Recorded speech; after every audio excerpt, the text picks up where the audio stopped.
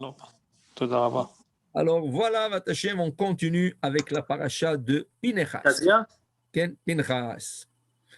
Pinchas, il est récompensé, Ken, il est récompensé qu'il devient Kohen, Lo Ulzar O Acharav, lui et sa descendance. Ken, on a vu hier, on a commencé à voir hier que la grande récompense qu'il a eue, le Shalom, Beriti Shalom, alliance de paix, alliance entre le corps et l'âme, qui veut dire que l'âme, son âme, n'a jamais voulu quitter son corps, pas comme une âme normale qui cherche la spiritualité, okay? Et comme le corps, il cherche le matériel, pardon, et chaque fois, il cherche chacun à se séparer, mais Akadosh Baruch Hu veut le regarder ensemble à tout prix. Pourquoi? Pour que ce corps et cette âme arrivent à faire leur tikkun sur terre. Pinchas, il a eu une alliance de paix, que son âme voulait résider dans son corps. C'est pour ça qu'à la fin, il devient ni autre que Eliyahu An-Navi, l'homme qui est monté à l'âge de 500 ans à peu près, corps et âme, il est monté au ciel. Et il descend sur terre. Il est monté au ciel et aussi il a la chance de descendre sur terre pour faire le mission de d'Akadosh Baruch Hu. Donc, rien que je voudrais vous partager avec vous pourquoi, ça veut dire quelle était exactement l'histoire, comment il est devenu Eliyahu Hanavi. Et pourquoi il s'appelle Eliyahu, il s'appelle Pinchas. Pourquoi il s'appelle Eliyahu? Et on dit toujours dans la Gemara, dans le chanson de Shabbat, Pinchas ou Eliyahu. À Giladi, à Tishbi, on l'appelle le Giladi, on l'appelle le Tishbi. On explique tout ça. Regardez qu'est-ce qui est arrivé. Pinchas, il était de ceux qui ont eu le mérite de rentrer en Israël. Ok? Il a eu une longue vie. Après Moshe Rabbeinu, après Yoshua, après le Zekinim. Et il est arrivé dans une époque, il a vécu dans une époque où il avait déjà 450 ans, quelque chose comme ça, l'époque où il y avait le juge. Ok? Là, il y avait un des juges qui s'appelait Iftach Agiladi. Iftach Agiladi, c'est une haftara qu'on a lu il y a quelques semaines, un passage dans le prophète, où Iftach a été rejeté du peuple d'Israël par sa famille, par ses frères, okay? Parce que son père, il a eu un deuxième mariage, et les frères l'ont jeté de la maison, l'ont jeté dans du territoire d'Israël, okay? Et Israël était en guerre okay? avec Yavesh Melech Gilad, et ce qui est arrivé, ils sont partis le voir à Iftach, qui entre-temps s'est ramassé avec 400 guerriers. Ils lui ont demandé, est-ce que tu peux être notre chef général d'armée? Il a dit, mais vous m'avez rejeté, maintenant vous m'appelez? Il dit, oui, excuse-nous, mais on aimerait bien que tu nous diriges et tout ce que tu nous diras, on écoutera. Alors il dit, bon, si vous me suivez à la lettre, alors je sortirai en guerre pour vous. Il est sorti en guerre contre les ennemis. Mais juste avant de sortir en guerre, il fait une prière à Hachem et il fait un vœu à Hachem. Il dit, si je retourne en paix et je gagne cette guerre, le premier qui sortira des portes de ma maison, je le sacrifierai à Hachem. La Gemara, dans Ta'anit, la page 3, dit, mais quel neder bizarre. Quel neder bizarre.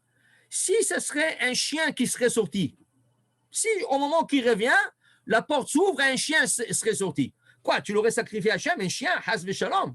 On ne peut pas sacrifier un chien, Hachem. Okay? Si ce serait un goy, est-ce que tu l'aurais égorgé? C'est quoi ce neder? À la fin, qui est sorti? Sa fille. Sa fille est sortie pour l'accueillir. Okay? Et qu'est-ce qui arrive? Là, il est pris avec son neder. Il doit sacrifier sa fille. Mais non, jamais de la vie. On n'a pas le droit de sacrifier une personne. Okay? Même Abraham Avinu, il fallait que Dieu lui dise, sacrifie ton fils. Et Dieu lui a pas dit, sacrifie ton fils. Monte-le comme holocauste. Monte. Quand Abraham se plaint, Hachem il dit, vous m'avez dit de le sacrifier. Je dis, je t'ai pas dit sacrifier. Je dis, je te dis, monte-le à la montagne. Je t'ai pas dit sacrifier. Toi, tu as compris comme ça, mais c'est quelque chose d'autre. Mais tu as passé l'épreuve. À moins que Dieu te le dise, tu ne feras jamais un sacrifice humain. Okay? Et là, il a fait un neder, il est bloqué par le neder. Qu'est-ce qu'on fait? Alors, on sait tous, ça va être la paracha de la semaine prochaine. Okay? On sait tous que quand quelqu'un prononce un neder, il doit faire ce qu'on appelle atarat nedarim, l'annulation de vœux. Donc, Iftach se retourne au plus grand homme qu'il y avait à l'époque, qui c'est? Pinhas, qui était encore vivant, presque 500 ans. Il était l'homme le plus important, le plus âgé, le plus chacham, qui a vu Moshe Rabbeinu. Imaginez-vous un homme qui a vu Moshe Rabbeinu, qui a parlé à Moshe Rabbeinu. Alors il demande, Iftach, il envoie un message à Pinhas, s'il vous plaît, venez chez moi pour m'enlever le neder. Regardez, c'est la fille qui est sortie. Il reçoit une lettre de retour et Pinhas lui dit, oui, je peux enlever le neder, mais avec tout le respect, vous avez besoin de moi, vous venez vers moi. C'est pas moi qui va venir vers vous. Alors l'autre, il envoie une lettre. Il lui dit, mais c'est moi le chef d'Israël. Vous êtes un prophète. Alors vous devrez venir vers le chef d'Israël. Il dit, oui, mais je suis plus âgé que vous. Et par respect, vous allez venir chez moi. Vous êtes plus jeune que moi. Okay? Et ils discutaient comme ça. Vous savez qu'ici à Montréal, il y a, je dirais à peu près 30 ans, il y avait le grand kabbaliste, le Rav Kadouri, Rabbi Yitzhak Mordechai Kadouri, qui est venu ici en Montréal. Il a entendu qu'ici à Montréal, il y a un des 36 tzadikim qui habitait, le Rabbi de Tosh. Okay? Le Rabbi de Tosh, il habite ici. Il voulait absolument le voir. Le Rabbi de Tosh, c'était un de l'Amedvav tzadikim pour sûr. Il voulait absolument le voir. Alors, il a parlé, ils ont appelé le Gabaïm, ils ont appelé Tosh. Ils ont dit que Rabbi Yitzhak Kadouri voudrait se rencontrer avec le Rabbi de Tosh. Vous savez quelle était la réponse? Le Rabbi de Tosh est plus âgé, alors c'est le Rav Kadouri qui doit aller le voir. Et c'est le Rav Kadouri qui est parti le voir, il voulait le voir absolument. Il est parti le voir. Donc quand il y a un homme plus âgé que vous, par respect, vous allez le voir. Alors, Pinhas, il dit à Iftach, vous êtes plus jeune que moi j'ai 500 ans, vous êtes plus jeune, vous devrez venir me voir. Il commençait à dire, toi tu viens. Entre-temps, le neder, en effet, il doit accomplir son neder. Qu'est-ce qu'il fait, Iftach? Il prend sa fille, il la ferme dans une maison dans les montagnes, et toujours, pendant 2 mois, des lettres à gauche, à droite, des messagers à gauche, à droite, toi tu viens. Entre-temps, la fille est décédée. Okay? Tout le deux a été puni. Iftach a été puni. Il marchait un jour sur une montagne et il perdait ses organes, ses mains tombaient, ses pieds, tout tombé. Comme ça, il est mort comme ça, il s'est décomposé. Chas Shalom. Et Pinhas, il a eu honte de cette histoire. Qu'est-ce qu'il a fait? Il a disparu de la ville, dit le Rav Ben Ishraï. Il a disparu. Après l'histoire d'Iftach, il a disparu pendant des années. On ne l'a pas vu. Personne ne savait où est-ce qu'il est Pinhas. Quand il est retourné, après plusieurs années, on lui a dit, personne ne savait que c'est lui. Qui vous êtes? Kvod Arav? Il a dit, Eliaou. Je m'appelle Eliaou. Il a changé son prénom. Il a dit, je m'appelle Eliaou. D'où vous êtes? Moi, je suis de Gilad, parce qu'il était de Gilad. C'est pour ça qu'on dit Eliaou à Giladi. Eliaou du Gilad, Giladi. Okay? Ou de Eliaou Hatishbi, okay? De la ville de Tesheb. Okay? Alors, il a changé son prénom. Pourquoi? Pour qu'on ne le reconnaisse pas. Qu'on ne dit pas que c'est. Mais, Chachamim savait tout. Alors, qu'est-ce qu'il nous dit la Gemara? Pinhas ou Eliaou. C'est la même personne. Seulement, il a changé son prénom, mais ce n'est pas grave. Il reste la même personne. Akadosh Baruch Hu lui a promis une alliance de paix. Donc, après certain temps, il est monté avec un char, corps et âme au ciel. Et il est devenu un malach, okay? Et il descend de temps en temps faire ses missions sur terre. Le Rav Ben Ishraï, il a été emprisonné 9 mois. Pour rien, c'était un complot. Ils lui ont mis en prison 9 mois. Il a dit qu'à la fin de ces 9 mois, on l'a libéré et tout. Il a dit, il sait il sait pourquoi il a passé ces 9 mois en prison, parce qu'il dit qu'il avait l'étincelle de Yosef Hatzadik. Donc, comme Yosef a passé en prison, il fallait qu'il lui passe en prison. Mais dans la prison, le Rav Ben Ishraï n'a pas perdu le temps. Il a écrit un livre de mémoire de tout la halachot qu'il avait en mémoire. Il les a écrits. Okay? Le livre s'appelle Torah Lishma. Il était tellement humble, le Rav Ben Ishraï, il ne voulait pas qu'on dise de lui qu'il a écrit ce livre dans la prison, par cœur, mémorisé tout le passage, toutes les sources. Okay? Alors, qu'est-ce qu'il a fait? Quand il a signé le livre, il a signé le livre Rabbi Yechezkel Kachli. Rabbi Yechezkel Kachli. Donc, personne ne savait que c'est lui. Quand il est décédé, il y avait un grand kabbaliste en Israël, le Rav Agassi. Et le Rav Agassi a dit, vous savez que Yechezkel Kachli, c'est en valeur numérique Ben Ishraï, Yosef Haïm. Alors il a dit, ça c'est un livre qui a été écrit par Rabbi Yosef Haïm, le Rav Ben Ishraï, mais par sa modestie.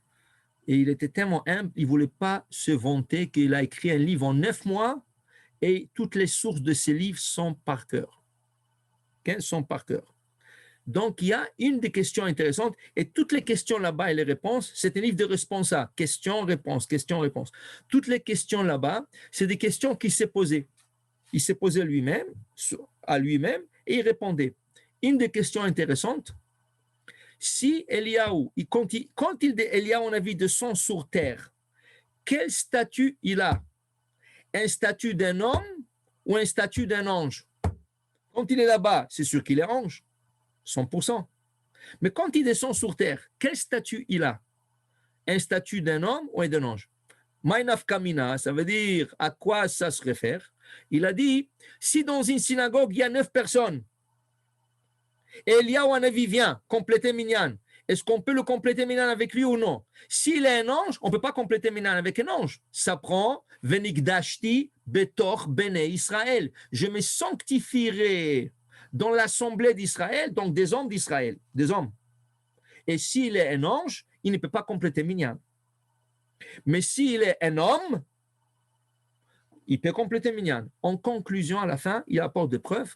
Il dit que Eliaou Hanavi, il a ce mérite. Quand il est au ciel, il est un ange. Quand il descend sur terre, il a la statue d'un homme. Okay? Donc, il peut faire partir de Minyan. Okay? Au point que,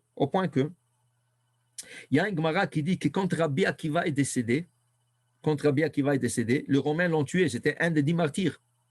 Et les Romains l'ont jeté comme ça. Ils ont peigné la peau de Rabbi Akiva avec des peines en fer. Il mort atroce. Quand il est mort, ils l'ont laissé comme ça. Le soir est venu et personne ne pouvait s'approcher. Si le Romain t'attrapait, il t'est tué. Alors ils l'ont laissé comme ça dans la rue. La nuit est venu Eliaou Hanavi. Il a pris le corps de Rabbi Akiva, il l'a emmené au cimetière et il l'a enterré. Okay? Il y avait Rabbi Yoshua ben Levi, il a vu Eliaou Hanavi, il connaissait Eliaou Hanavi. Il dit, Rabbi, une seconde, vous êtes un Cohen. Comment vous pouvez toucher Rabbi Akiva? Un mort. C'est interdit pour vous, vous êtes un Cohen. Okay? Pourquoi il lui pose la question? Parce que dit le Rav Ben Ishraï, c'est justement quel statut il a quand il descend sur terre. S'il a le statut d'un ange, un ange ne peut pas s'impurifier. Un ange, c'est du feu. Donc, il ne peut pas s'impurifier. Mais comme Rabbi Yoshua ben Levi comprend qu'Eliaou Hanavi, quand il descend, il a le statut d'un homme, et en plus de ça, il est Cohen, donc il lui pose la question, comment vous pouvez toucher Rabbi Akiva? C'est un cadavre. Et vous, vous êtes Cohen, vous n'avez pas le droit de vous impurifier. Qu'est-ce qu'il répond Eliaou Hanavi? Tzadikim enam metameim bemitatam. Un tzadik n'impurifie pas dans son décès. Quand un tzadik décède, il n'impurifie pas. Donc, techniquement, un Cohen aurait pu aller à la tombe de Rabbi Shimon Bar Yochai et de Rabbi Meir Baal Hanes et de tous les tzadikim, Baba Saleh, un Cohen. Mais quand tu vas chez Rabbi Shimon Bar Yochai, tu as une azara de Kohanim. Quand tu vas chez Baba Sali à Netevot, il y a un Azara pour le Kohanim. Pourquoi dans tous les tombeaux de Tzadikim, il y a toujours une place pour le Kohanim pour qu'il ne se mélange pas, ok, il ne se rapproche pas du tombeau. J'ai entendu la réponse de Rabbi Yaakov Yosef, Zecher Tzaddik V'Kadosh Baruch Hu, le fils de Rav Ovadia Yosef, un Gaon Yesod Olam, qu'il disait que quand ils ont creusé autour de la tombe de Rabbi Shimon Bar Yochai, ils ont trouvé des morts et des fois même des goïms qui ont été entourés. Parce que n'oubliez pas, à l'époque du Talmud, il n'y avait pas de cimetière. Donc, les gens enterraient n'importe où. Alors, quand tu vas à Méron, visiter Rabbi Shimon Bar Yochai, sur la route de Méron, pour arriver à Rabbi Shimon Bar Yochai, sur la route, sur chaque quelques pas, tu trouves un tombeau, un signe. Et si t'enterrais Rabbi Tel, et si t'enterrais Rabbi Tel, ici, ils sont partout, sur toute la route. Tu arrêtes la voiture à chaque 100, 200, 300 mètres, tu arrêtes la voiture et tu vas de tombeau. Ken, c'est extraordinaire. Pourquoi? Parce qu'il n'y a pas de cimetière. Le cimetière de Tzfat, c'est rien qu'après qu'ils ont fait d'un cimetière. Mais les gens enterraient ça veut dire dans leur jardin. À l'époque, c'était des maisons que les gens habitaient.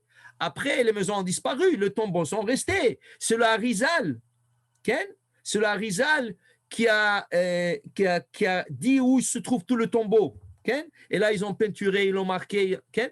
Alors, il dit, il se peut qu'à côté d'un tzaddik, pas loin, il y a un cadavre d'un goy ou d'un homme qui n'est pas tzaddik.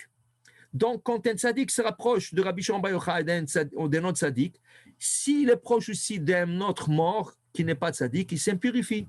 Donc, pour ne pas prendre la chance, un Kohen n'a pas le droit d'aller visiter le plus grand tzaddikim, Rabbi Shimon Bar Yochai, Baba Saleh, tout ce que vous voulez, Rabbi Meir Bananes.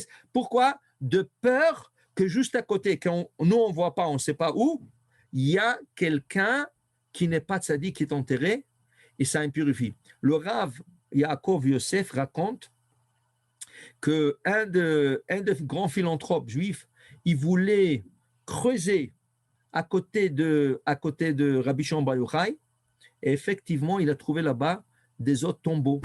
Ils ont tout couvert.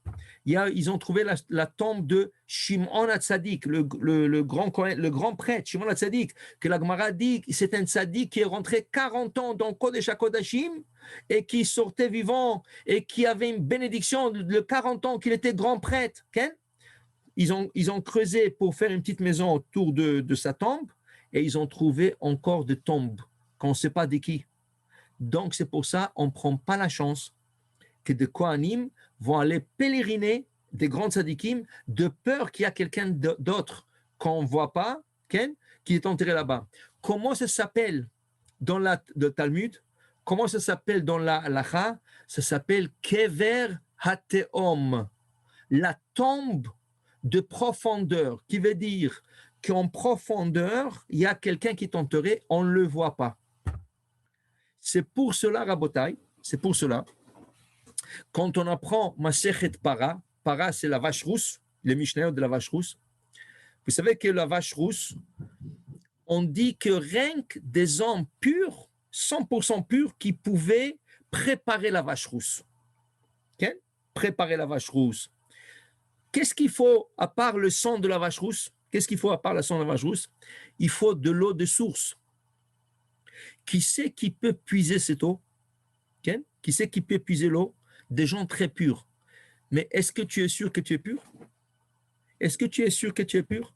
Peut-être tu es passé quelque part, il y avait un tombeau que tu n'as pas vu. Toi, tu as marché, mais en bas, 100 mètres dans la terre, il y avait un tombeau et tu ne l'as pas vu, tu es impur. Est-ce qu'il y a quelqu'un qui peut dire qu'il est pur à 100%? Personne. Écoutez ça, c'est une Mishnah, c'est des Mishnayot plutôt. Écoutez ça. On prenait des femmes enceintes. Ils ont construit une ville sur l'eau. Vous savez que vous allez à Bangkok, vous allez, je ne sais pas, tous ces endroits de Malaisie, Bangkok, tous ces endroits, il y a des villes qui sont sur l'eau. Okay? Ils ont construit des villes sur de l'eau. Okay? Et là-bas, les femmes, pendant leur grossesse, dès que la femme savait qu'elle est enceinte, elle allait là-bas. Pendant 9 mois, elle se séparait de son mari, de sa famille, elle allait là-bas pour ne pas s'impurifier. Elle restait là-bas, sur l'eau. Aucune impureté, même s'il y a un mort en bas, ça ne t'impurifie pas. C'est comme un mikvé. Okay? Tu ne rentres pas dans l'eau, mais l'eau sépare. Donc la femme restait là-bas. Quand les femmes accouchaient, il y avait des sages-femmes, elles accouchaient là-bas, des bébés. Les bébés restaient là-bas. Quand ces bébés avaient 6 ou 7 ans, on emmenait des vaches. Okay? Il y avait un pont qui allait sur l'eau. Okay? Un pont qui allait sur l'eau. Et ces enfants, sur les vaches, on mettait des portes, des morceaux de planches de bois. Des planches de bois. Pourquoi? Parce que si en cas la vache mâche quelque part où il y a une impureté, la planche de bois arrête l'impureté. Et le bébé se trouve, le petit se trouve sur la vache et l'impureté ne monte pas vers lui. Ils allaient sur les vaches, ils puisaient de l'eau et ils emmenaient cette eau au Kohanim pour qu'ils mélangent cette eau avec le cendre de la vache rousse. Imaginez-vous le sacrifice qui faisaient ces mères, ces femmes, pour se séparer de leur mari pendant la période la plus difficile de la femme, qu'elle a besoin de son mari, l'aide de son mari, l'aide de ses enfants, et se sépare pour le peuple d'Israël. Elle va habiter sur l'eau là-bas. Okay, c'est très beau. Tu peux dire, ah, c'est beau, oui, c'est beau, mais tu restes là-bas 9 mois sans famille, c'est pas si beau. Okay? 9 mois jusqu'à qu'elle accouche, et elle doit attendre encore 6 ans, que le bébé ait 6 ans, et là, le bébé va servir comme l'homme le plus pur dans le camp d'armes Israël pour aller puiser de l'eau, pour qu'on puisse mélanger cette eau avec le sang de la vache rousse, pour qu'on puisse purifier tout celui qui a été en contact avec des cadavres humains. C'est extraordinaire. Alors, vous comprenez la notion de kever ateom. C'est la tombe, ça veut dire c'est l'impureté qui remonte de profondeur de la terre, qu'on n'est pas au courant. C'est pour ça que dans Beth Amikdash, le jour de Rosh Chodesh, okay, le Kohanim amenait un bouc qui purifie l'autel en cas où un Kohen était impur, ou un homme était impur, ou un animal était impur, et qu'on l'a sacrifié sur l'autel, qu'on n'était pas supposé de le faire, mais personne n'est au courant, personne ne le sait. Alors, pour expier sur Keverateum, pardon, c'était le premier jour de Milouim, le premier jour c'est le 8e jour d'inauguration de Beth Amikdash, c'est là-bas qu'on faisait ces sacrifices, et pendant l'année où quelquefois on faisait ces sacrifices, pour vous dire qu'on expie sur Keverateum. Ça, c'est la pureté de Kohanim. Okay? Donc, on a posé la question à Elia, on a vu, comment vous avez fait pour toucher Rabbi Akiva? Réponse, Rabbi Akiva, il a pris sur lui. Et Rabbi Akiva, c'est 100% pur. Tzadikim b'mitatam kurim chaim. C'est pour cela, c'est écrit dans le commentateur, que Yosef s'est permis d'embrasser son père quand il est décédé. Vaishak Yosef le Yaakov Avik. Il a embrassé son père après son décès. Rabotai, dit le Rachem Akadosh, si les gens savaient l'impureté qui jaillit d'un mort, ils ne seraient pas approchés d'un mort. Il interdit d'embrasser un mort. Même si c'est quelqu'un très proche de toi, tu ne l'embrasses pas. Il y a des gens que des fois, ils embrassent le pied du mort. Okay? Et ils disent, non, chas v'shalom. Tu ne sais pas, dis-le à Chaim Akadosh, ça peut t'affecter. Et c'est pour ça qu'on dit, on répète, c'est pas bon aller au cimetière. Le Rav Ovadia Yosef disait que la seule fois qu'il allait au cimetière, c'était pour sa femme Margalite, la rabbinite. Fini. Même pas, écoutez ça, même pas pour son père ni sa mère. Jamais il allait pèleriner la tombe de son père ou de sa mère. Alors qu'est-ce qu'il faisait? Il étudiait ce jour-là. Il prenait sur lui un jour d'étude. C'est ça qu'il faut faire. C'est quoi le jour de Yortzeit? C'est le jour, dit le Kaf HaChaim, où il juge l'âme. Est-ce qu'elle va monter plus haut? Est-ce qu'elle va rester à son niveau? Ou est-ce qu'elle va redescendre plus bas? Dépendamment de ce qu'ils vont trouver dans ces dossiers. Chaque année, au jour du décès de la personne, il sort tous ces dossiers, qu'est-ce qu'elle a fait, qu'est-ce qui a été fait pour elle, quels fruits ses actions ont donné sur terre plus tard. Okay? Et chaque année, on décide, est-ce qu'on le monte plus haut, est-ce qu'on le laisse stagner, est-ce qu'on le baisse en bas. Okay? Alors, dit le Rav Ovadia Yosef, et le Rav Ovadia Yosef, il dit, il a une responsable dont il y a Bia Omer, il a une responsable de Bia Omer, qui avait un homme pieux, que chaque année, il le faisait monter de niveau, chaque année. Une année, il y avait un ange accusateur qui a sorti un dossier à lui, à cette tzaddik. C'était un tzaddik, c'était un grand tzaddik. Et c'était question de le monter plus haut encore, plus haut niveau. Et il est venu un ange accusateur et dit non. Dans le Shabbat, année telle et telle, Shabbat tel et tel, heure tel et tel, le monsieur le rabbin, le tzaddik, il marchait dans la rue. Il y a une petite pierre, toute petite pierre, qui lui est rentrée dans la chaussure. Il n'y avait pas de hérouve. Donc, quand il a marché avec la pierre, il a transporté la pierre 4 coudées dans le domaine public qui sont hérouves. Donc, il a fait un péché. On ne peut pas donner l'accès à un niveau plus haut. Et ça a été accepté. Il a stagné. C'est tzaddik, il a stagné cette année-là. Après, peut-être qu'il est monté, mais cette année-là, il a stagné à cause de cette accusation. Le genre, quelqu'un a posé la question, quoi? C'est comme ça qu'il... Oui. Mais il dit, Rav Ovadia Yosef, ça c'était une exception. Pourquoi? Comme c'était un tzaddik, il accédait à des niveaux très, très, très hauts. Et pour arriver à ces grands et hauts niveaux, il faut être pur. Donc, un petit pierre comme ça peut empêcher que tu accèdes à ces niveaux. Là où il était, c'était aussi bien. Il était Gan Eden, il était très haut placé. Mais tu peux aller beaucoup plus haut. Donc, dit Rav Ovadia Yosef, c'est sûr que ça, c'était une exception. Ça, c'était un tzaddik exceptionnel. Ils étaient très méticuleux avec lui. Mais dit Rav Ovadia Yosef, il est vrai que chaque année, il juge l'âme de la personne. Qu'est-ce que ta famille, toi, tu ne pouvais rien faire. Peut-être tu as fait une action, par exemple, tu sais quoi, tu as donné une tzedaka à une synagogue. Et grâce à ta tzedaka, ils ont construit un mikvé. Et grâce au mikvé qu'ils ont construit, il y avait une femme qui est partie dans ce mikvé. Et un jour, elle est tombée enceinte. Mais elle est tombée enceinte 10 ans après que tu as donné ta tzedaka. Alors imagine-toi, pendant 10 ans, quand on t'a jugé, on a jugé cette âme, on n'a pas arrivé à cela. 10 ans plus tard, viennent des anges protecteurs et disent, waouh, il y a 10 ans, il a donné la tzedaka à ce mikvé. Et vous savez qui est né dans ce mikvé? Cette âme, ce tzaddik, qui est né... Quoi? C'est grâce à cette tzedaka? Oui, c'est grâce à cette tzedaka. Alors, montez-le de niveau. Chaque année, on monte l'âme de niveau où on peut stagner ou on peut baisser. Il dit que comme les cimetières étaient un endroit impur, il ne voulait pas aller dans ces endroits. Donc, même pour son père et sa mère, il n'allait pas. Il a pris sur lui une journée d'études. Il a étudié toute la journée pour l'âme de son père et sa mère pour les élever. Et c'est sûr, quand quelqu'un comme Rav Ovadia Yosef ou n'importe qui, tu donnes, la famille, elle vient, elle donne de l'argent à un kollel, à un tamid chacham, un érudit, il a une grande famille, il aide, ou il donne une grande tzedaka, une yeshiva, quelque chose comme ça. S'il vous plaît, je veux que ce jour-là, vous étudiez à l'élévation de l'âme de telle ou de telle personne. Imaginez-vous le srout, que ce jour-là, quand il est jugé, il dit, waouh, regarde, qu'est-ce que la famille a fait pour lui.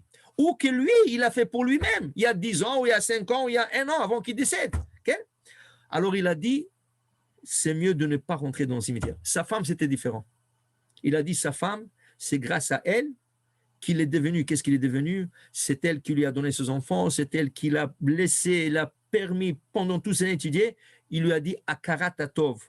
La reconnaissance en sa femme, ça, il ne pouvait pas s'empêcher. Il ne voulait pas, mais il ne pouvait pas s'empêcher. Alors il a dit, c'est la seule fois qu'il visitait une fois par année au cimetière depuis que sa femme est décédée le jour de son Yortzeit. À part ça, il n'allait pas. Okay? Alors pour dire... Mais Rabbi Ronen, oui. Comment ça se passe alors à l'année d'anniversaire de décès? Est-ce qu'on ne va pas au cimetière? Non, alors comme je dis, c'est recommandé, mais qu'est-ce que vous allez faire si vous n'allez pas? Est-ce que vous allez vous asseoir et étudier toute la journée? Est-ce que vous allez sponsoriser une étude toute la journée dans un kollel ou un érudit qui va s'asseoir toute la journée? Vous allez prendre quelqu'un et dire, s'il vous plaît, aujourd'hui, faites rien.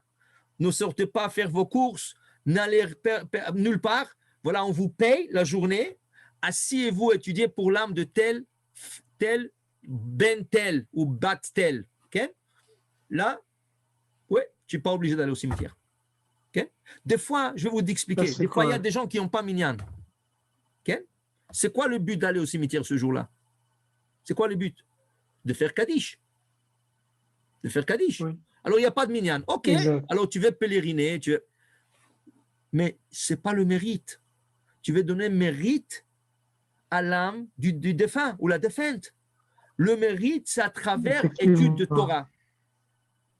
Alors, ou tu étudies la Torah, ou tu supportes la Torah. Si tu veux aller prendre des minyan aussi pour aller, ok, ça va. Mais sachez une chose, il y a des gens qui, après aller au cimetière, ils vont au mikvé, c'est purifié, pour enlever toute l'impureté du ou au moins, si c'est des hommes, ils prennent une douche, okay, et tu restes sous la douche pendant 3 à 4 minutes pour avoir la quantité de Tisha Kabin, 9 caves, qui est dit le Rav Ovadia Yosef, c'est la mesure de 12 litres et demi. Alors tu laisses l'eau couler sur ta tête et sur ton corps, okay, pendant 3, 4 minutes, 5 minutes, sans mettre le shampoing, sans se savonner. Ça s'appelle Tisha Kavim, et pour l'homme, c'est considéré comme s'il est parti au mikvé. La femme, non. Mais pour l'homme. Bechla, les femmes, c'est pas conseillé qu'elles aillent au cimetière. Surtout quand elles sont dans la période de menstruation, pas du tout conseillé. Okay? Les célibataires, garçons ou filles, pas du tout conseillé d'aller au cimetière. Donc, même pour les tzadikim? Comment? Cimetière de tzadikim, comme en Israël? En tzadikim, tu peux aller. Tu peux aller à Tzfat, okay? Tu peux aller à Baba Saleh, Rabbi Shimon Bar Yochai, au Maroc, le cimetière du Maroc. Okay? Tu peux aller. Okay? Mais comme ça, en règle générale, ce n'est pas conseillé de rentrer. Ni les célibataires, ni les femmes menstruées, ni les femmes enceintes, et ni les femmes qui allaitent. Alors, qu'est-ce qui reste? Les femmes en ménopause, ou les femmes mariées qui n'ont pas. Il ne reste pas beaucoup de choses. Maintenant, on n'a pas dit c'est interdit. Ce n'est pas écrit dans l'halakha interdit. C'est écrit dans l'halakha ne pas conseiller de le faire. Quand Chachamim te disent que ne c'est pas conseillé, c'est comme ton père te dit, je ne fais pas ça, je ne te conseille pas. Tu écoutes ton père. Mais il y en a il y a des gens qui c'est plus fort qu'eux. Pourquoi? Ils savent qu'ils ne vont pas étudier. Ils savent qu'ils ne vont pas supporter. Alors qu'est-ce qu'il leur reste? À pèleriner. Qu'est-ce que tu vas lui dire? Non? Tu es fou? Il va te donner un coup de poing. Va, prends un minyan, fais Kaddish, et essaie d'être bien ce jour-là. C'est tout. Fais des mitzvot. Monsieur le rabbin. Oui. Monsieur le rabbin, tout à l'heure, vous avez dit que pour un Kohen comme Eliaou, il a pris parce que c'était un tzaddik pour Rabbi Akiva. Oui. Mais la halakha, même un Kohen, quand on ne sait pas que si c'est un mort, il doit enterrer un juif. La seule personne qui ne peut pas enterrer, c'est Kohen Gadol. Okay? Mais un Kohen, tu n'as pas besoin d'être un tzaddik pour qu'il te prenne. Donc, je ne comprends pas. Là, vous avez mis le point sur que, parce que Eliyahu il a enterré Rabbi Akiva parce que c'était un tzaddik. Mais n'importe quel Kohen, si on ne sait pas c'est qui le mort, il doit s'occuper de Torah Met. OK? À part le Kohen Gadol. Merci, Benjamin, pour tes interventions assagissantes. OK? Assagissant. Maintenant, je vais répondre à ta question, Bezrat Hashem Yitbarach. Dans la Gemara, et le Rav Ben Ishraï, dans son livre qu'on a vu hier, d'ailleurs hier, Aderet Eliyahu, dans son livre Aderet Eliyahu, le Rav Ben Ishraï, il a tout un exposé qui est Eliyahu Hanavi. OK? Est-ce que Eliyahu c'est Pinchas? Ou est-ce qu'Eliyahu c'est quelqu'un d'autre? Pourquoi il se pose la question? Vous savez pourquoi? Vous savez pourquoi? Je vais vous dire pourquoi. Vous savez que Tosfot, dans la Gemara Baba Metzia, Tosfot ramène une histoire. Écoutez ça. Il n'y a pas beaucoup de monde qui connaît cette histoire. C'est un Tosfot.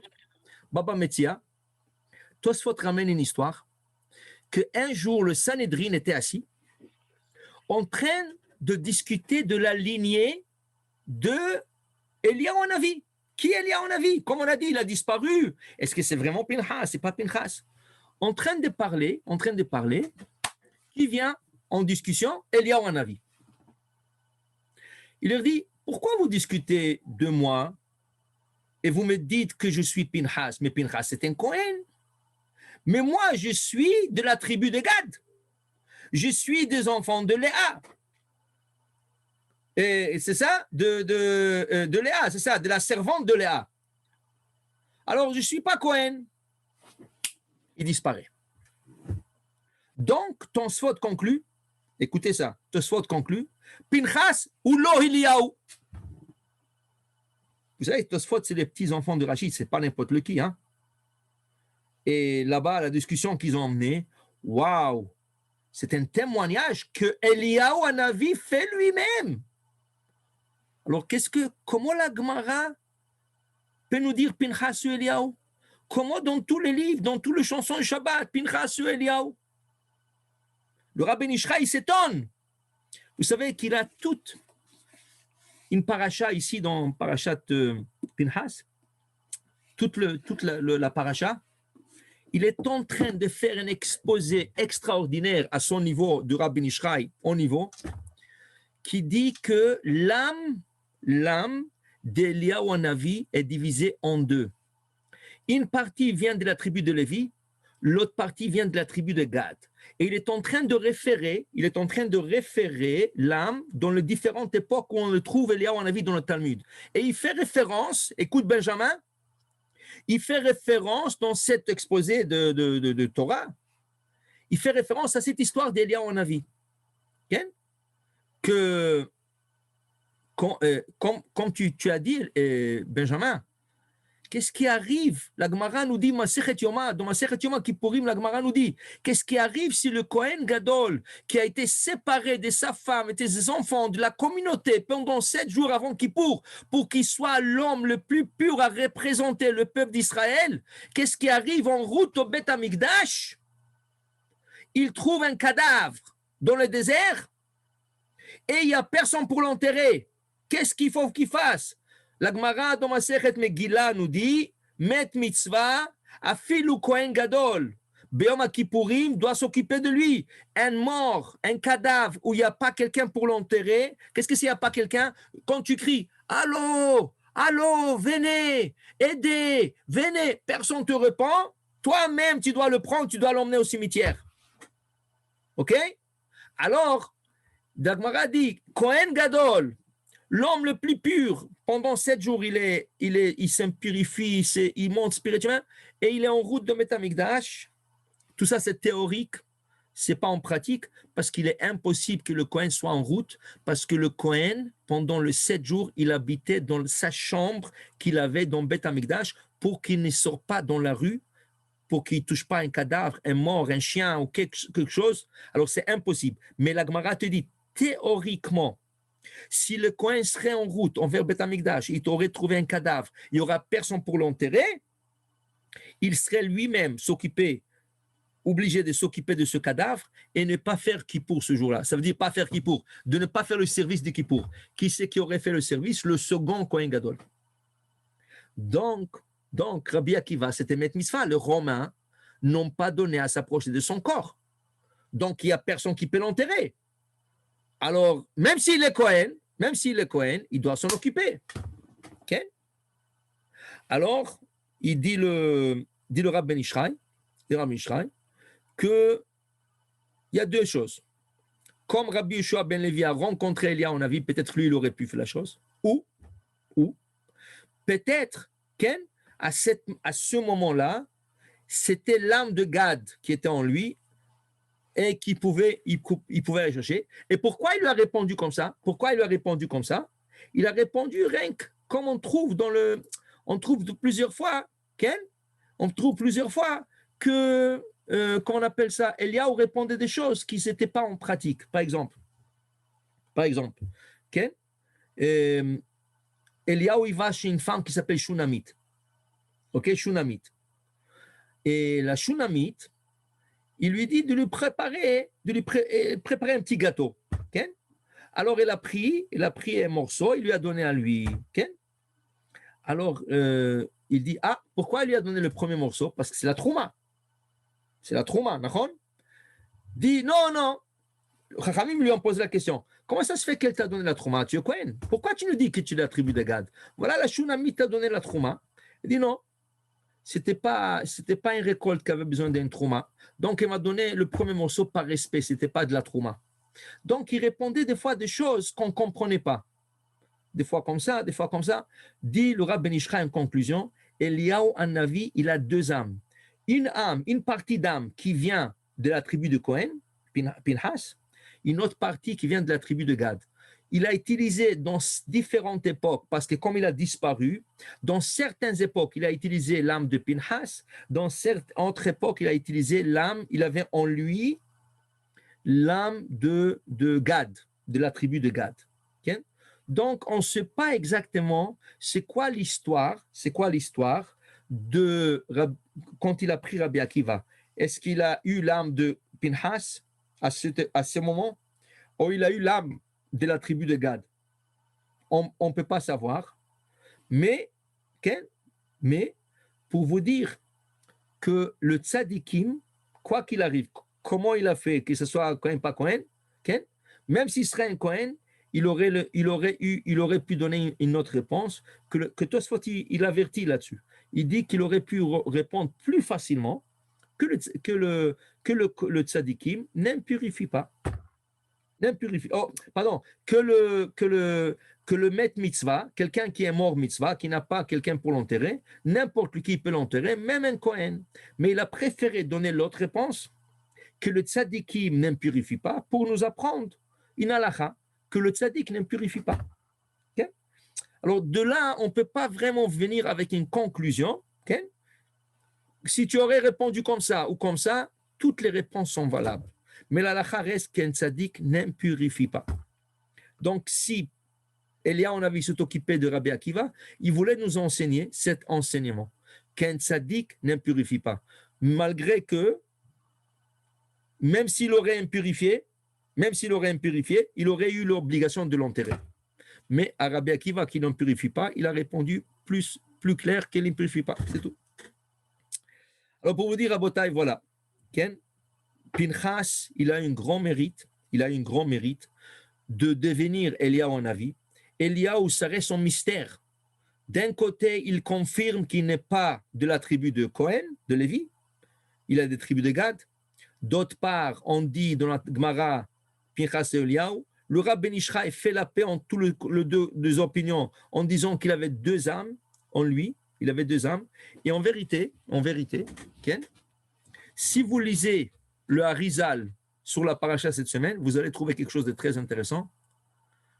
Pinhas, un homme pieux, un tzaddik, un homme intègre, qui n'a jamais pris une épée dans sa main ou une lance de sa main pour aller en guerre, pour tuer quelqu'un. Il n'a jamais fait ça.